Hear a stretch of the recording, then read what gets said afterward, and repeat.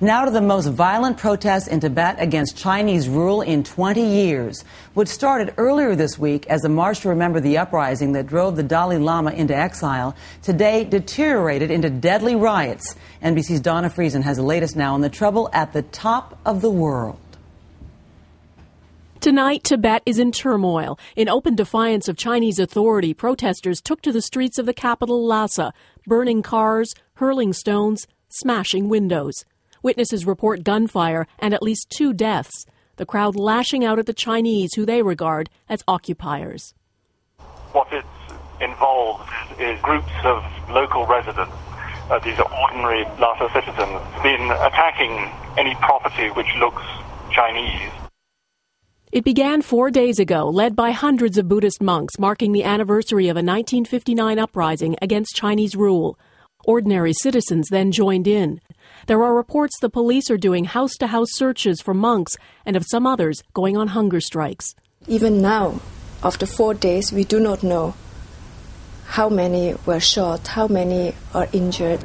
It is not the first uprising here. China has ruled Tibet with a heavy hand since it invaded in 1950. Any talk of independence has been suppressed. Tibetans don't feel that they're Chinese. They don't believe Tibet is part of China. This is the underlying issue here. China fears these people will split away and lead an independence movement. With things under tight Chinese control, few pictures and only fragments of video footage have emerged. Here, police clearing the city's main square. Despite years of repression, Tibetans have clung to their Buddhist faith, swearing allegiance not to China, but to their spiritual leader, the Dalai Lama, who lives in exile. Today, the Chinese government accused him of masterminding the protests, a charge he calls baseless, and in a statement he called on China to stop using force, saying these protests are a manifestation of the deep-rooted resentment of the Tibetan people under the present governance. The U.S. State Department issued a warning to China. But we believe that it's very important that in responding to these protests, that the Chinese government turn away from use of force. Tibet, the Chinese insist, always was and always will be part of China.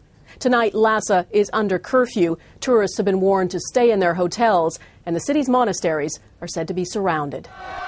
The Chinese authorities know the world is watching how they handle what could be the most serious dissent they've faced since Tiananmen Square. Donna Friesen, NBC News, London.